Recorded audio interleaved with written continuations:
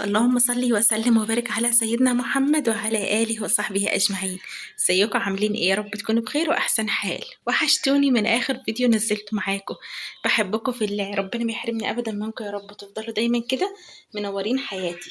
فيديو النهاردة بصوا يعني هنعمل أكل مش هقول لكم مش هنعمل أكل، هنعمل أكل وهنروج الدنيا كده. بس النهاردة هنعيش أجواء رمضانية، لأن النهاردة هنفطر على المغرب وهنحضر سفرة رمضان كده.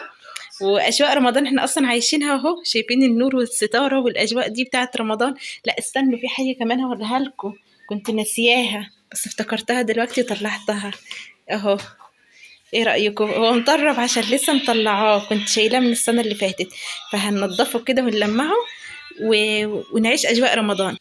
ثواني بس نولع النور، هو احنا طافيين النور ليه كده؟ تعالوا نولع النور كده. بسم الله.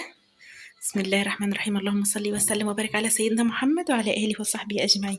النهاردة كده هنعمل ايه؟ بصوا مبدئيا كده جايبين رز بشعرية وحمص، اللي هو الحمص بتاع البليلة.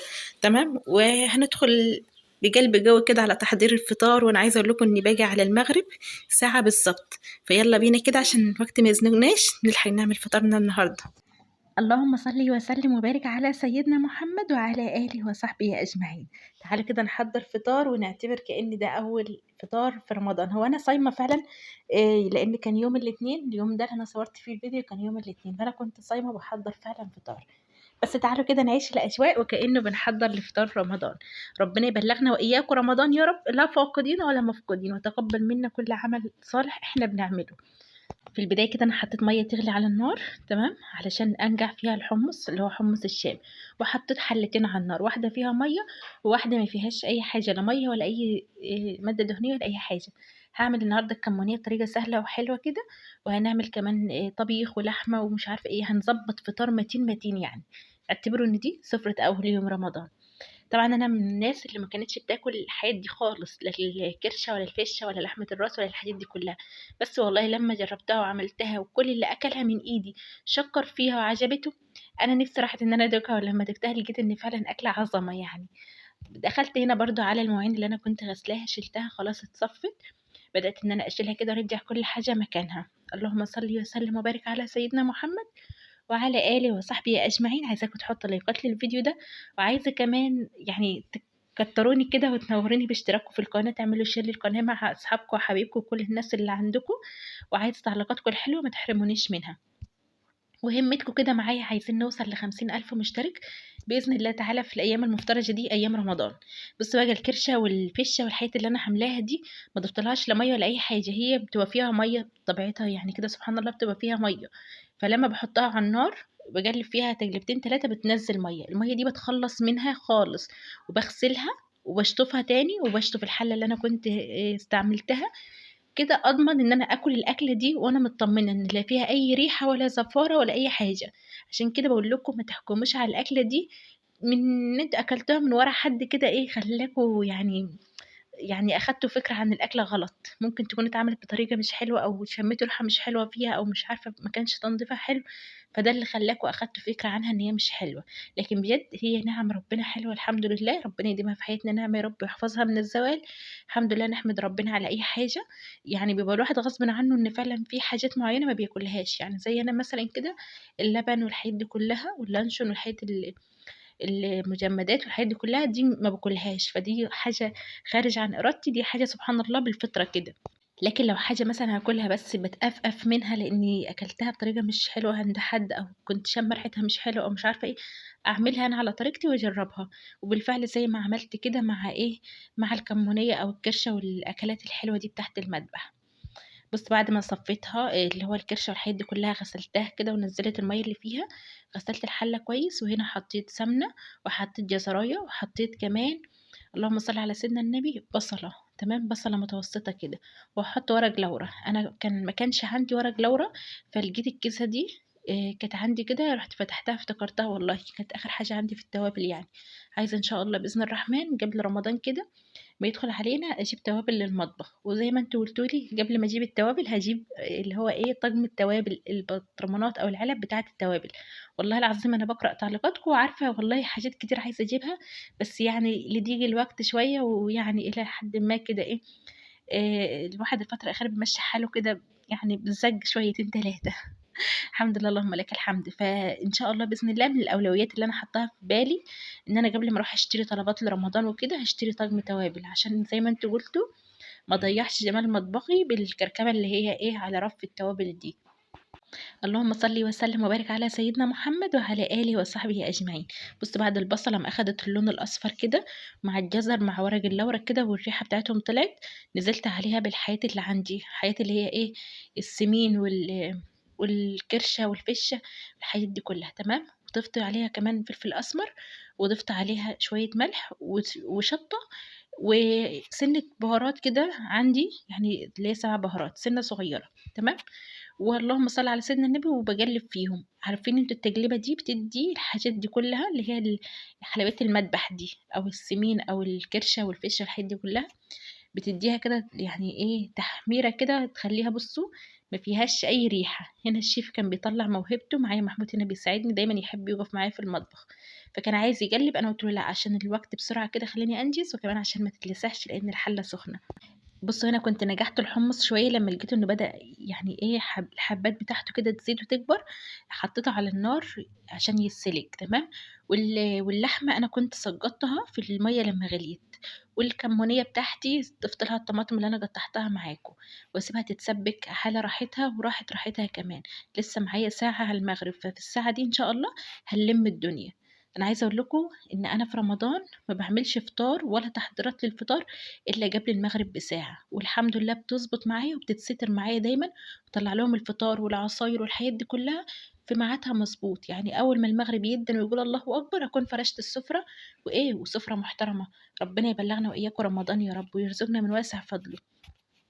الحمد لله إن أنت ربنا يجعل فيكِ حتّة إن الحاجة القليلة تبقى في إيدِك كتيرة، وإن الحاجة البسيطة خالص تعمليها تطلع من تحت إيدِك حاجة فخمة، ده من رضا ربنا عليكِ، لإن ربنا اسمه يعني ربنا بيحط فينا حتّة الستر، يعني ربنا ستار بيستر. فأنتِ عارفين لمّا يبقى مثلًا بيتِك ما فيهوش حاجة تيجي في آخر لحظة تطلّعي حاجة محترمة، ده من باب الستر، إن ربنا سترِك واللي هو إيه، وستر سفرتِك وبيتِك وكده. حتى بالضبط في الضيوف لمّا يبقى عندِك ضيوف وتكون عندِك حاجات محدودة، بس تعرفي تطلّعي منها سفرة حلوة ومحترمة، برضه ده من باب الستر. الحمد لله ربنا يسترنا جميعًا في الدنيا وفي الآخرة، ويسترنا فوق الأرض وتحت الأرض ويوم العرض العظيم. طبعًا الأكل بيستوي، الكمونية على النار بتتسبك مع الطماطم واللحمة بتتسلق والحمص على النار بيتسلق كمان، وغليت هنا مَيّة عشان أعمل إيه للولاد، أعمل لهم حاجة حلوة. ما أنا قُلت النهارده هاعيّشهم أجواء رمضان، أي نعم اليوم كله وأنا صايمة واقفة على رجليّا من تنضيف الحاجات دي كلها اللي أنا نزّلتها لكم الفيديو اللي فات، ويا دوبك غيّرت هدومي وصلّيت ورجعت على تحضير الفطار.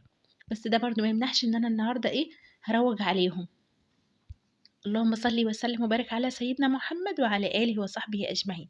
عملت 2 باكو من جيلي الفراولة، حطيت ال2 باكو، حطيت معاهم 4 معالق سكر، وحطيت كمان عليهم كوبايتين مَيّة مغلية، ودوّبتهم كويس لحد ما اتأكدت إن الجيلاتين بتاع الجيلي داب معايا هو والسكر. ضِفت عليهم كوبايتين مَيّة، مَيّة فاترة، مَيّة عادية من الفلتر تمام، وجلّبتهم كويس خالص. وأنا بافتح التلاجة كده لقيت كام صباع موز، يعني ما حدش هياكلهم أصلًا وهيبوظوا، فقطّعتهم زي ما أنتم شايفين كده ضفتهم في الكوبايات اللي أنا إيه، هاحط فيها الجيلي. اللهم صل وسلم وبارك على سيدنا محمد وعلى آله وصحبه أجمعين. أنا عملت كام كوباية، 2، 4، 6، 8 واتبقى معايا برضه في الشوب هنا، رُحت جبت كوبايات وعملته سادة، يعني عملت منه اللي بالموز وعملت منه السادة. اللهم لك الحمد، ما شاء الله، ما شاء الله، طلّع معايا كمية كبيرة. أنا عملت 2 باك والله، وكنت عاملة إن هو يا دوبك على الكَد، لقيت ما شاء الله طلّع معايا كل الكمية دي. اللهم صل وسلم وبارك على سيدنا محمد وعلى آله وصحبه أجمعين. بُصّوا بقى العظمة دي والجمال ده ما أقولكوش لو أنتم واقفين معايا في المطبخ والريحة والأجواء. أنا مشغّلة النور بتاع رمضان والأجواء ومشغّلة كنت بخور والدنيا هادية ونضيفة حواليّا، فما أقولكوش على الأجواء اللي أنا إيه، اللي أنا عايشاها. ربنا يسعدنا ويسعدكم يا رب، يبعد عننا كل شر وكل أذى. الكمونية هنا الطماطم اتسبكت، شوف فين اللون اللي أخدته، بالرغم إن أنا ما ضفتش طماطم كتير، بس ضفت الحمص كان باجي عليه تَكّة كده ويستوي، فأنا أخدت مش كل الكمية لأ، أخدت شوية منه وضفتهم عليه، وضفت فلفل أسمر وزوّدت شوية كمون، وهازوّدها شوية من الشوربة بتاعة اللحمة. أنا عايزة أقول لكم الناس اللي بتقول لي اللحمة بتاعة الضاني يا أم يوسف في حد ما بيحبهاش، إحنا بنحبها وبتبقى لحمة طرية. بُصّوا أنا على راسي والله الأكل أذواق، بس أنا عايزة أقول لكم إن ولا أنا ولا أولادي أكلنا منها، ما أعرفش ليه، إحنا مش بنحبها يعني أو هي مش بتحبنا، فمش عارفة هو الأكل أذواق يعني. عمومًا إيه، الحمد لله دي نعمة من نعم ربنا برضه ما نقدرش نقول عليها حاجة. عملت اللهم صل على سيدنا النبي، الكمونية شِلتها في حلة أصغر، وغسلت الحلة عشان أعمل الرز، تمام، قُلت ألحق نفسي كده، هو لسه شوية على المغرب وكمان لسه الأكل ده بيستوي، بس قُلت ألحق نفسي وأعمل الرز عشان إيه، الوقت ما يزنقش معايا. أنتم عارفين حتى في رمضان كده كنت أعمل الرز أفلفله هو والشعرية وأسيبهم أطفي عليهم النار، لو لقيت لسه بدري كنت أزوّدهم قبل المغرب بشوية، أزوّد لهم المَيّة والملح والحاجات دي كلّها، لقيت المغرب خلاص يعني قدّامه شوية أزوّدهم وأخلّيهم يستووا على نار هادية، يطلع معايا الرز مفلفل وزي العسل. بُص بقى باجي معايا شوية من الحُمُّص اللي أنا إيه، كنت نجحته وسلقته، بس كنت سلقته إيه، 3/4 سِوَى ما استواش سِوَى كامل، فوأنا باعمل كده نِفسي هفّتني على كوباية حُمُّص شام. عارفين أنتم حُمُّص الشام؟ بما إن إحنا في الشتا يعني مش الشتا بس برضه، يعني نِفسي هفّتني عليه. وأنا بافلفل الرز كده، رُحت حطيت كنت ضربت طماطم عشان أعمل ملوخية تمام، حطيت شوية من عصير الطماطم وحطيت بصلاية وزوّدت حُمُّص الشام مَيّة وسِبته يغلي كده، آخُد منه كوبايتين حُمُّص شام على نِفسي زي ما باقول لكم كده تمام، اللهم صل على سيدنا النبي، وزوّدت هنا الرز ضِفت له الملح ومكعب مرقة وإيه زوّدته وسايباه يستوي على نار هادية. تعالوا نعمل الملوخية. بُصّوا بقى الشوربة ما أقولكوش الصراحة الشوربة بتاعة الضاني في الملوخية كانت مديّة طعم حلو خالص، كنت حاطة لها بصلة وحاطة طماطم وحاطة ورق لورا وحاطة جزرة، فكانت مخلية الشوربة متنكهة معايا واخدة ريحة حلوة يعني. عمومًا هنا بُصّوا أنا مسيطرة على الموقف ما تخافوش عليَّ. اللهم صل على سيدنا النبي، معلقة صغيرة من التوم ني زي ما هو مش مستوي في اللي هو حمص الشام، وهنا باعمل الملوخية الناشفة اللي يعني أنتم متعودين مش هاقول لكم عليها، كأنها ملوخية خضرا بالضبط. طيب الوضع هنا تحت السيطرة، في إيه، بُصّوا هاقول لكم اللي أنا عملته، الملوخية خلاص أهي مش باقي غير إن أنا أطش لها الطشة بتاعتها، حمص الشام بيستوي على النار، واللحمة هتاخد لها غلوة كمان عشان تستوي أكتر يعني. والكمونية على النار بتستوي، والرز على النار بيستوي، وادّي لي الفراولة في التلاجة بيبرد وبيسَيّح، فالحمد لله اللهم لك الحمد مسيطرين وما تخافوش علينا، إحنا مسيطرين أهو. اللهم صل على سيدنا النبي، والله ويعني ده يمين يحاسبني عليه ربنا. أنا حاليًا كده وأنا واقفة في المطبخ في الوقت اللي أنا كنت باحضّر فيه الأكل ده، كنت هلكانة وتعبانة تعب السنين، ضهري ورجليّا كانوا بيقولوا ارحمينا من الوقفة البهدلة اللي أنتِ بهدلتيها لنا طول اليوم من أول ما صحيتِ لحد المغرب، بس بمجرد ما خلّصت الأكل كده ولقيت إن أنا عملت أكل حلو ونوّعت لأولادي وعملت أصناف كتير، والمغرب هيدَّن وهافطر بعد صيام يوم طويل، والمطبخ متروّج ونضيف وريحته حلوة والبيت نضيف، عايزة أقول لكم إن بس بصّيت الحاجات دي كلّها ونسيت تعبي ونسيت كل الألم اللي فيّا. الحمد لله اللهم لك الحمد، ربنا يدينا الصحة والعافية يا رب ويقوينا ونعمل لهم كل حاجة هم نفسهم فيها. أمّا بالنسبة للناس اللي بتقول لي يا أم يوسف طلّعي طاجن الحلل اللي عندِك ومش عارفة إيه، بُصّي هاقول لكم على حاجة، أنا بارتاح أكتر في الحلل الألمونيوم تمام، بالنسبة للحلل اللي عندي فهُم الطاجن فيه حلتين، الحلة الكبيرة اللي أنا باستعملها اللي لونها بينك دي، وحلتين تاني بس حجمهم صغير، يعني مش هيساعوا الطبيخ بتاعي تمام، مش مناسبين لعدد أفراد أسرتي. فاللي هو مش إضافة يعني عندي إن أنا أضيفهم وكده، فأنا بإذن الله ربنا ييسّر كده وأعمل يعني اللي هو إيه، أشوف الدنيا هاوفّر مثلًا فلوس أعمل جمعية، أشوف حد بيبيع مثلًا أطقم مواعين بالقسط وكده وأجيب طقم الستانلس، أنا نِفسي ومنى عيني بجد والله إن أنا يبقى عندي طقم الحلل الستانلس أو اللي هو الحلل الجرانيت اللي هي التقيلة دي، لا ده لا ده، فلمّا أنوي إن شاء الله أجدد في المواعين أكيد هيكون الأولوية إن أنا أجيب طقم من الاتنين دول، لا إما الطقم الستانلس لا إما اللي هو الجرانيت تمام، فادينا يعني الحمد لله الحاجة اللي عندنا بتأدي معانا الغرض وزي الفل. اللهم صل وسلم وبارك عليك يا حبيبي يا رسول الله، ما زلنا تحت الوضع تحت السيطرة يعني. خلاص أنا هنا الرز استوى باغرف، حمص الشام برضه استوى بس سايباه كده يستوي وزيادة، الكمونية استوت والله وزي الفل وزي العسل، بس أنا برضه سايباها على النار لآخر لحظة، وكنت طفيت على اللحمة لإن برضه كانت استوت. هاغرف هنا بُصّوا ما شاء الله الرز وأنا باغرف كده كان أبو يوسف جايب فول أخضر وجايب مخلل، حطيت المخلل في العلبة بتاعته، وحطيت لهم الفول الأخضر برضه في البتاعة اللي أنا باحط لهم فيها دي بتاعة الفاكهة، طبق الفاكهة ده، وحطيته على الرخامة كده. أبو يوسف بيعشق الفول الأخضر، بيعشق حاجة اسمها فول أخضر، مش بيرضى إن أنا أعمله له مسلوق أو أي حاجة، يحب ياكله كده وهو زي ما هو أخضر كده يعني. فباعمله له دايمًا وأحطه له كده على رخامة بيروح وييجي عليه، تسالي بالنسبة له، بألف هنا وشفا. بُصّي الكمونية دي كان ناقصها شوية خضرة تتقطّع كده وتترش عليها على الوش كده، تكسر معايا اللون ده وتدّيها برضه ريحة حلوة، بس ما كانش عندي. غرفت كده من الكمونية وغرفت ملوخية وغرفت شوربة، الشوربة بصراحة كنت طاشة لها مضبّطة لها الملح بتاعها وحاطة لها فلفل أسمر، يعني بُصّوا ما أقولكوش والله العظيم كان الأكلة دي تستاهل بُقكم. أي نعم يعني ممكن ما تكفّيش لإن إحنا ما شاء الله كتار، بس لقمة هنيّة تكفّي 100، وأنتم عارفين إن أنتم لو جيتوا عندي أنا يعني أجيب لكم الدنيا كلّها وأحطّها لكم. اللهم صل وسلم وبارك على سيدنا محمد وعلى آله وصحبه أجمعين. إيه رأيكم في العظمة دي؟ بسم الله ما شاء الله، الله أكبر، الله أكبر، ربنا يديم دي نعمة في حياتنا يا رب ويحفظها من الزوال. غرفت كده الأكل بالشكل الحلو ده ما شاء الله، يفتح النفس والله. يستاهل فعلًا يستاهل التعب اللي أنا تعبته ووقفت اليوم كله عشان أطلّع لقمة نضيفة زي دي. بُصّوا ما شاء الله اللحمة ما رضيتش إن أنا أحمّرها ولا أعمل لها أي حاجة. نيجي بقى هنا بعد ما فطرنا وخلّصنا، لقيت أبو يوسف إيه مكافأة بقى عشان أنت عملت لنا الأكل اللي إحنا عايزينه وتعبتِ ووقفتِ في المطبخ طول اليوم، فجاب لي إيه عمل لي مكافأة كده في آخر اليوم، جاب لنا شوية فاكهة وحاجات، دي مكافأة دي مش مكافأة عادي دي فاكهة للبيت والولاد، لأ جايب لي أنا بسبوسة حاجات حلوة، أنا باحب الحلويات دي.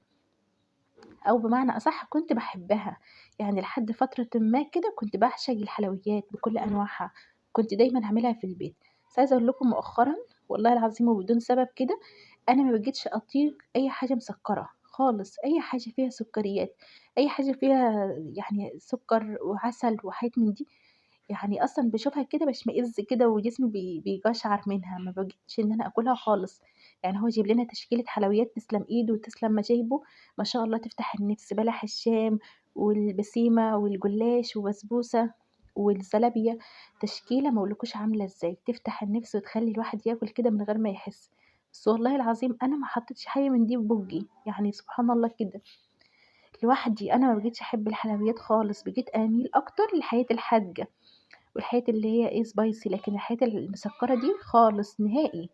عملت لنفسي بقى المكافأة بتاعة آخر اليوم كوباية حمص شام، ما شاء الله كان طعمها حلو، كمّون وعصرت فيها ليمون برضه، وكانت متضبّطة كده طعمها حلو، تمام، فدي كانت بالنسبة لي أنا اللي هي المكافأة بتاعة آخر اليوم، إنّما الفاكهة والحلويات الولاد بألف هنا وشفا هُم وباباهم أكلوا منها، تمام، نزّلنا لعمتي وكده.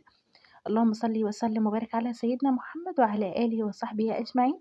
طبعًا بعد ما خلّصنا وأكلنا ولمّينا الدنيا يعني إلى حدٍ ما مش لمّيناها يعني، طفّيت الأنوار وكده وقُلت أمّا أدّي لنفسي break كده شوية، مش هادخل على بقية الشغل، بس دلوقتي حان وقت إيه الرجوع للعمل مش هينفع أسيب المطبخ على وضعه، تعالوا أوريكم كده إيه اللهم صل وسلم وبارك على سيدنا محمد وعلى آله وصحبه أجمعين. خلصت كده الحاجات المكان الأكل الصينية لميتها والمواعين والكلام ده كله ورتبت هنا كان في مواعين مغسولة وزعتها. الدنيا يعني متروجة الحمد لله. هنا كان بس إيه كنت حاطة لأبو يوسف حلويات أكل منها.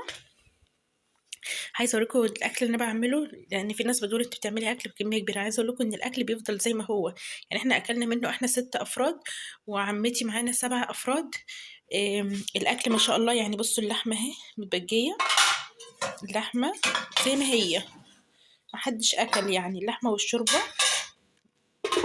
وهنا الكمونية اللي أنا كنت عاملاها برضو متبجية زي ما هي اهي، اللهم صل على سيدنا النبي. وهنا الرز، وادي كمان ملوخية وحمص الشام شربوا منه والباقي برضو دول تمام. في الأكل ده هعينه في التلاجة لأن هناكل منه تاني يوم، عشان كده يعني بقول لكم إن الأكل مش بعمل كمية كبيرة وبنتهدر أو بيترمي، لأ بناكله تاني يوم. برضو بصوا في هنا اللهم صل على سيدنا النبي الحلويات اللي كان جايبها أبو يوسف وكده يعني قاعدة زي ما هي أهو. أنا كنت طلعت الولاد أكلوا والباقي اتبقى فأنا حطيته مش هحطه في التلاجة طبعا عشان إيه ما يتجمدش لأن الجو برد، فحطيته زي ما هو. إيه برضه هوريكم حاجة كمان، استنوا اللهم صل على سيدنا النبي.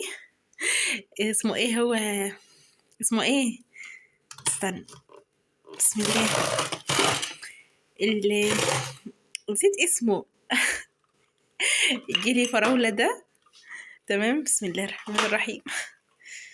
انا كنت حطيته في الفريزر عشان هو المفروض بياخد ايه في التلاجة من تحت. بسم الله، ظبطت اهي. والله منزلها بايد واحدة وهي تجيل. كنت حاطاه المفروض في التلاجة من تحت عشان ايه يتجمد على مهله يعني وياخد وقته. تمام، بس انا عشان الولاد كانوا عايزين ياكلوا منه بسرعة فانا حطيته في الفريزر. هو يعني ايه، هو مسك نفسه خلاص بيجيلي اهو. هو يجيلي اهو، مش بينزل من الكوباية ولا اي حاجة اهو. مش اتجمد يعني بيتلج، بس هو خلاص مسك نفسه. تمام. اللهم صل على سيدنا النبي.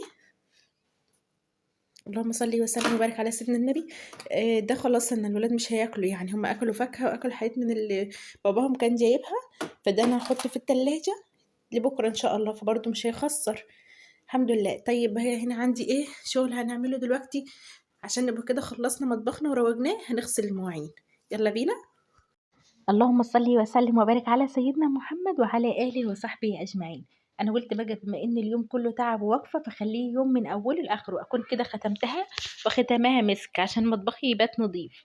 دخلت كده على المواعين اللي احنا أكلنا فيها بتاعة الفطار والكوبايات والحاجات دي كلها، هاتك يا غسيل فيها لحد لما خليت المطبخ فله. الحمد لله. انا قلت لكم التعب ده كله بيتنسي وبيهون لما بنلاقي الدنيا نظيفة. اللهم لك الحمد، اللهم لك الحمد. إن شاء الله بإذن الرحمن لو ليا عمر في رمضان هنعيش الأجواء دي كل يوم مع بعض.